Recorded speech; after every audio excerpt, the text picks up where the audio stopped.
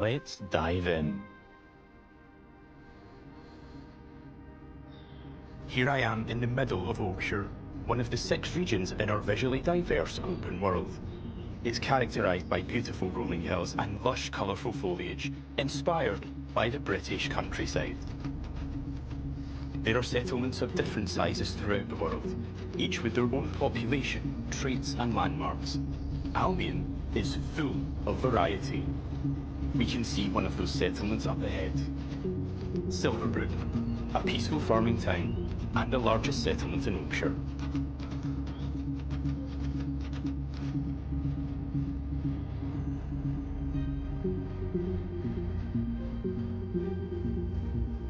Silverbrook is all about farming, so it has an almost unhealthy obsession with vegetables, which can be seen in every detail of the environment. It's in how the villagers have decorated their houses, their shops and their streets. It's even in how they dress their scarecrows. When I enter a settlement, I quickly run into the beating heart of Albion. Its people. There are over 1,000 handcrafted, fully voiced NPCs, each one with their own job, home, routine, relationships, and memory. None of these villagers are scripted dressing. They have emergent behaviour powered by real-time systems. They go to work, they go to bed, they have hobbies and families. Sometimes, they just want to spend time in the pub. Albion feels alive because its people have lives. I've never been to Silverbrook, and because I've done nothing of note yet, Max the stable hand here is completely indifferent to me. Got a minute? What do you want then? So, if I ask him to follow me... Follow me. I don't deal with randos. He won't, and he thought I was weird. That's fair. Right then. Bye. Well, and there you go, I guess.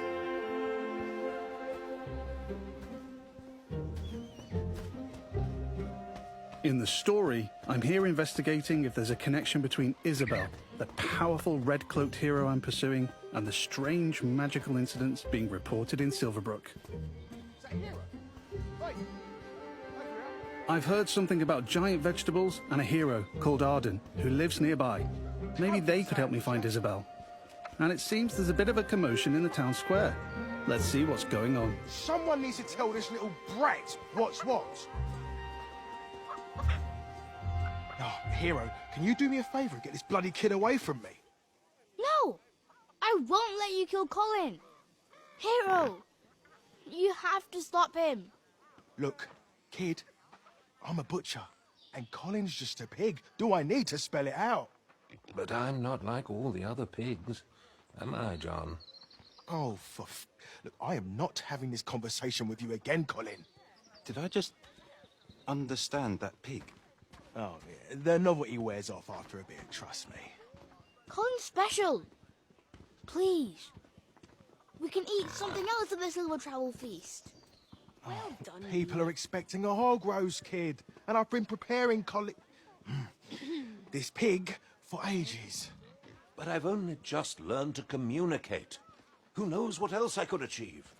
I've got potential, Hero. Don't let me end up on a spit. Please. Well, this certainly qualifies as a magical incident. What you're seeing here is not a cinematic. It's just one of the hundreds of story conversations in our game.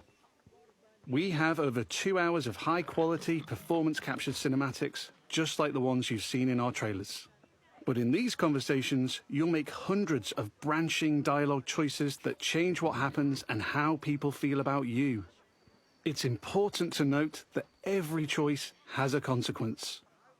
It's up to me if Colin lives or dies, and I think he should live. I mean, come on, he's a talking pig. Let the pig live. Yes! Thanks, Hero. I knew you'd understand. No hard feelings, John. You don't make the decisions here. This is my pig, bought and paid for. I can see his point, so I'm going to pay the butcher. What's the pig worth to you? I'll cover it. Oh, it's not just a pig. It's provisions, labour, faff. We're talking thousands. 2,000 gold. That seems pretty steep. All right, Colin's worth it. Here. This should cover your expenses. Fine. Those rumours about Dave's veg better be true. Feast going vegan this year. Hero, you saved Colin. Mum gave me these, but I think you deserve them more. Thanks. Maybe you could help me back. The guild sent me. There's been reports of strange things happening around here. Like what? Who's in charge around here? And where's Arden, the hero? Arden doesn't really come around here anymore. You should try the sheriff. His office is nearby. Come on, Colin. Let's go. I've spared Colin's life. I've also gained reputations as virtuous and shrewd. In Fable, every action generates local reputation. You'll eventually be known for the reputations you build, and everyone will judge you on their own moral terms, often directly.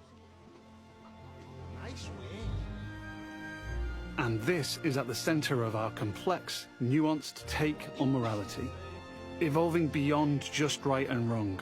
It reflects real life, where morality is multifaceted and subjective. One person's good is another person's evil. Even being merciful will divide opinion. Let's chat to some other folks and see what they think about me. Hello there. Hey, you're that hero. This is Jack the Beggar. He's a commoner who's unemployed right now, which is a shame, given he's a hard-working sort of person. On the right is how he feels about me. Jack likes my virtuous reputation and thinks I'm principled. Other NPCs might feel differently about my choices, because each has their own moral view on the choices you make. There are lots of ways to interact with NPCs. I'm going to give some gold to Jack, because he seems nice, and he's a bit down in his luck. For you. I hope it helps. This is going straight in my pocket. Cheers. He was grateful for that, and he felt I was being kind. Let's give him a bit more. Here. Don't spend it all at once. This takes the edge off. Thank you. That made an impact. I've gained a reputation for being kind, and I'm known for it across Silverbrook. Everything you do has a consequence. Let's leave Jack. So long. You're like a breath of fresh air, you know? I do like Jack, though. Maybe I should buy him a gift. There are lots of shops with different stock across Albion. Let's go to the general store across the street to see what they have. Every business has NPCs working in them as part of their daily life. Just like Megan here. This is some quality stuff. Welcome, hero. What can I do for you? Doing my deal to save Colin gave me a shrewd reputation, and Megan here is a fan. She's an ambitious commoner, and she thinks I'm savvy because of my earlier deal-making. Every NPC has unique characteristics driving who they are and what they think of you. You know what? Forget Jack. He's dead to me. I'm going to try flirting with Megan. Phew. Is it hot around here, or is it just you? Well, aren't you confident? Between you and me, I've always wanted to swoon. That went well. Megan thinks I'm charming and flirty, and I've started to build a reputation for it in Silverbrook. Let's ask her out on a date. Do you want to grab a drink or something? Would you believe you're almost what I'm looking for? Clearly she's interested, but I'm not worthy of her time just yet. She wants to date an entrepreneur who owns their own home and only wears fancy clothes. They're high standards. She is ambitious after all. All right, I'm invested in taking Megan on a date. Let's go. I'll be back, I'm sure. You have a smashing day. First, I'll need to buy a business to get a reputation as an entrepreneur. In Fable, I can literally buy any business. I could buy that bakery across the street, or around the corner, I could buy one of the stalls. But you know what? I think I like the pub. The Silver Trough. It's simple to buy a property. Interact with the deed outside the front door to see income, price, and the number of people employed there. To be honest, I've always wanted to own a pub, so let's buy it. Maybe this is the start of my business empire. I'm a proud new pub owner. Now I can set prices and wages, and I can manage the staff. Every villager performs differently. Here, Susan the bartender is great with customers because she's caring. And that's giving my pub an income boost of 10%. Thanks, Susan. The pub's understaffed though. As the new owner, I should probably sort that out. And guess what? I know just the hard-working fellow. Let's go back to Jack the beggar. You're so pure.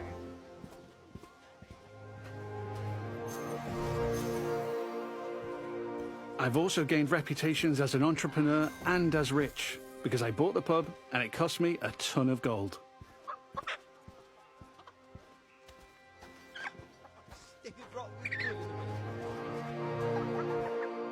Jack, you're no longer dead to me. Hi there. Hey, you. Jack still likes me for my kindness earlier, but I like that Jack is hard-working, so I'm going to give him a job in my pub. Got a job, if you're interested. I can probably do that, yeah. I can hire anyone, providing they like me enough to accept my job offer. Great. Jack is thankful I've made a positive impact on his life. He's no longer a beggar, and he's now a bartender. Cheers. Yeah, makes sense. There are so many other people to talk to. Villagers react to the reputations you build, They'd help with anything. and they remember the things you do to them. Now the pub is fully staffed, and Jack can head off to work. Incredible. Take your time, Jack. Next, I need some fancy clothes. Let's head to the tailor. What a cheeky charmer. There are lots of places I can update my look. Tailors, hairdressers, tattooists. And every settlement has different options available. There are rare outfits to discover in the more dangerous parts of Albion too. There are tons of options to create a unique look for your hero.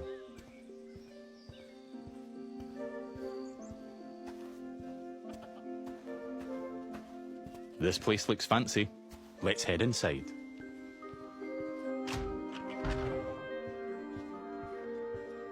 This is the tailor, Rhiannon. So much choice on offer. We're closing soon. Just like real life, wealth is a divisive topic, and Rhiannon has her own views. In stark contrast to the ambitious Megan, she's very much not a fan of rich entrepreneurs, and she thinks I'm out of touch. Which makes sense, given she's humble. Let's have a look at what she's selling. Fancy clothes, hopefully. Can I see your stuff? Don't waste my time. Rhiannon's jacking up the prices by 80% just for me. Looking closer reveals why. That's just how much she hates me. This is just one example of where your choices ripple through all the interconnected systems. And here I've got our character customizer. I'm free at any time to find a wardrobe and change a bunch of different things about myself. I can change my skin tone, body, head, hair, and lots more. In the tailor, I can only buy clothes. But there's over 120 different shops in Albion, each with their own stock and items to buy. Let's finish my outfit with some fancy shoes.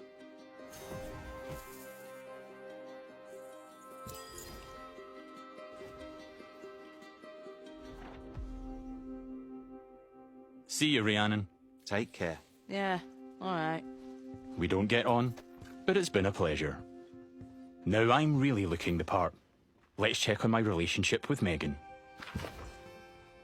At any time, I can dip into property and people screens to track my loved ones, of which there could be many, because I can have relationships with everyone in Albion if I like. It would just take a while. While I'm here, I can see the reputation cloud on the right, It shows me what I'm known for in Silverbrook. As an entrepreneur, rich, kind, shrewd, and virtuous.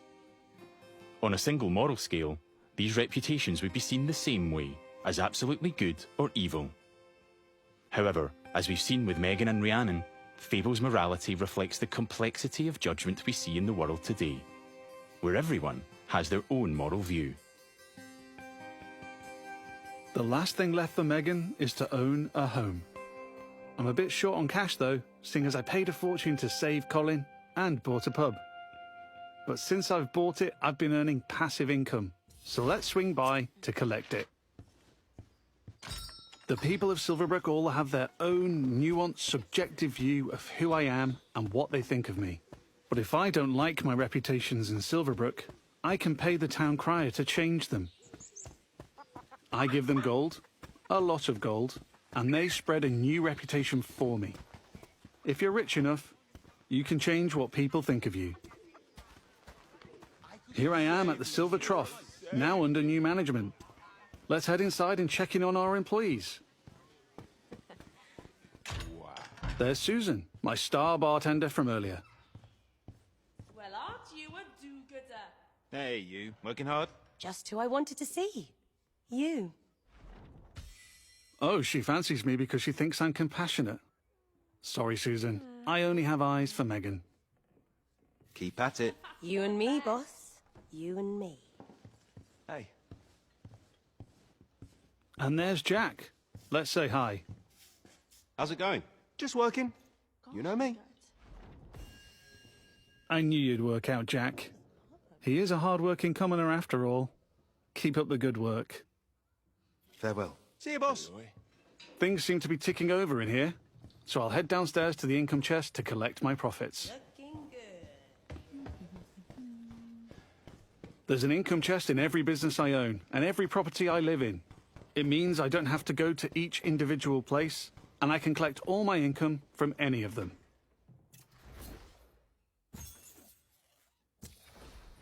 I've got a decent amount of gold now. Time to pick off the last thing on Megan's list. Owning my own property in Silverbrook. Let's go house hunting. I can buy literally any house in Albion. It would just take a while, and quite a bit of gold. But I like the look of this one. Nice garden, rural views, weird hairy pig statues out front. Let's have a look. Looks like I don't quite have enough money. That's a shame, but one thing I can do is pick up a shift at a job. There's a blacksmith just down the road. Hopefully I can go earn enough gold there. Going on dates, buying properties and businesses, and doing jobs are all part of the interconnected Fable experience. It really adds to the sense of immersion when I can take a break from saving the world to change the lives of the people around me and discover how the simulation reacts. I could play this part of the game forever, and I'd never run out of systemic toys to tinker with. There's a couple of jobs to take on across Albion, but today I fancy a try at blacksmithing. It's as simple as walking up to the anvil to start a shift. No prior experience required.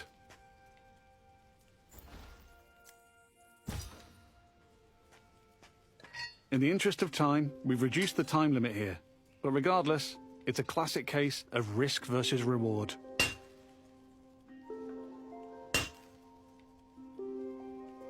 I'm constantly having to balance speed versus precision, while trying to earn as much as I can.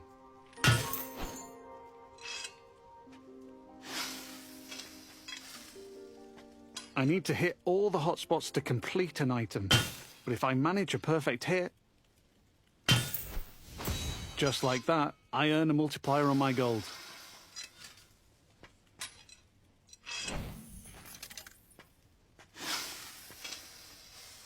That's a successful shift completed. I can return to the blacksmith anytime to earn more gold and gain blacksmithing experience while building my reputation. I've now got just about enough gold for the house. Let's head back down the street and buy it.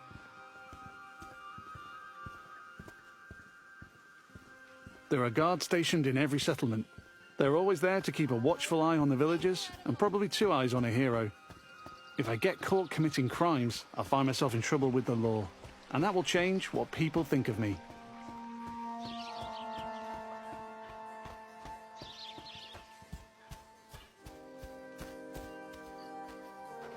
We're back. Let's buy the house.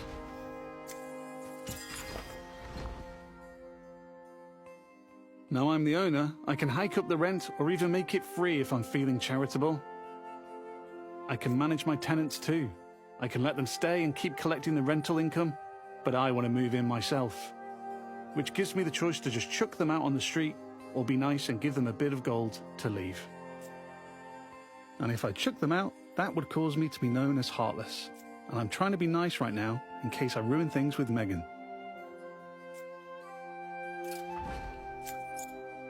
And now I'm free to move in.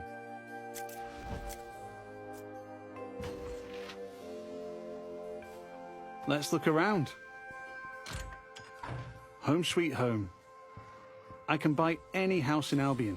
And while this one lacks some square footage, there are huge houses, even mansions I can buy throughout the game. Looks like the tenants left some stuff behind. Awful fans, apparently. Wherever I live, I have access to my income chest and wardrobe, so I can collect all my gold and change my appearance whenever I like. That was the last thing on Megan's list. Let's head back to the general store. Fable has a dynamic time of day that changes what people are doing throughout their routine. It's still the afternoon, so hopefully Megan is still working. If I'm too late, she'll be back home in bed. And there's my new pub with some customers in the beer garden. I love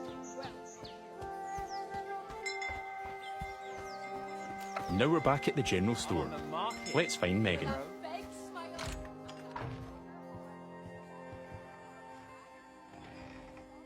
Just the person I wanted to see. Still interested?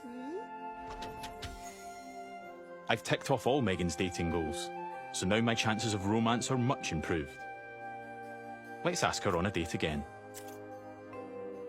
How about a date? A date? Oh, I'm chuffed to bits. I can offer a gift to increase my chances of a date being a good one. As tempting as my new offer is, I'm going to give Megan flowers instead. I think she'll like them more.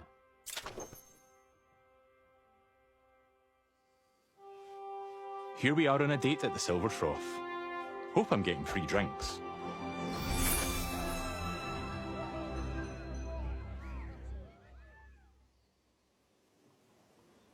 Looks like it went well. That was quite the date, hero. Loved it. Hey, you. Oh, hero.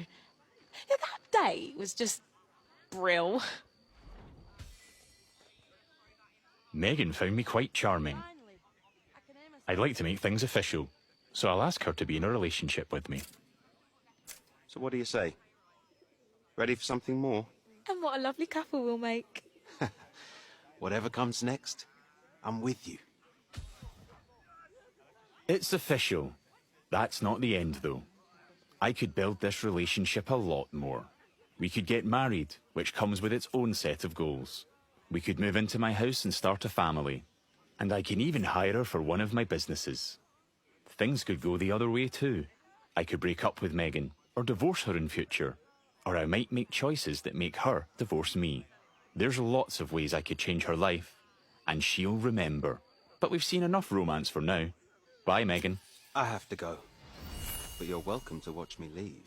You have a lovely time, sweetheart. Before we go, I've only really demonstrated what it's like being an upstanding citizen in Silverbrook. Our game is one full of contrast, though, modest. Yeah, I like it. where I decide the kind of hero I want to be. So let's briefly explore what it's like if I'm not so nice. Hi, Susan. Nose to the grindstone. Love to see it. Lovely to see you, boss. Sorry, Susan. You're fired. Yeah. You're fired. Sorry. You're gonna regret that, swine. She's not happy about that. and she thinks I'm being heartless. But because in Fable morality is subjective and varies from person to person, not everybody will have a problem with that. There might even be someone who fancies me because I'm heartless. Villagers also react to my physical actions. If I start firing arrows around the place, they'll start to perceive me as reckless.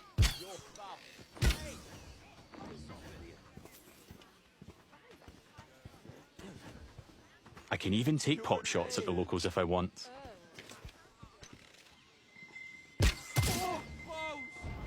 And now I've gone too far, but I'm in the mood for a fight.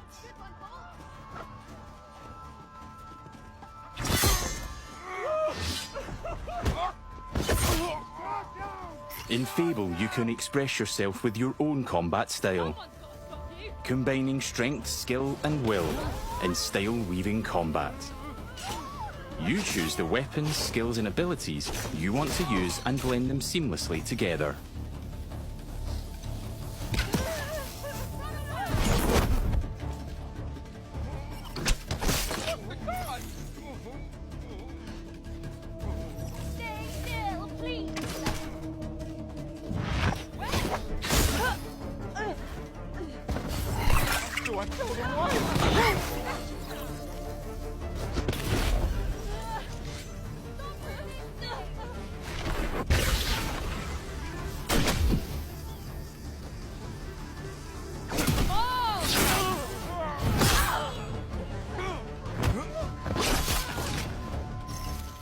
I'm putting up a fight, but backup will keep on coming until I leave Silverbrook.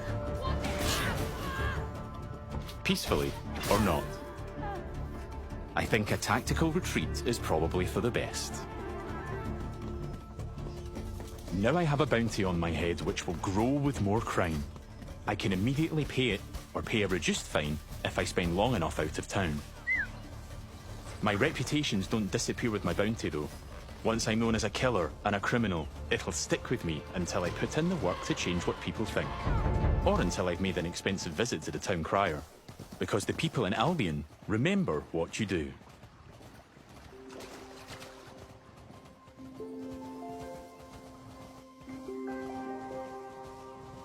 Over the past 25 minutes or so, I've bought a pub and a house, been a landlord, and changed a beggar's life.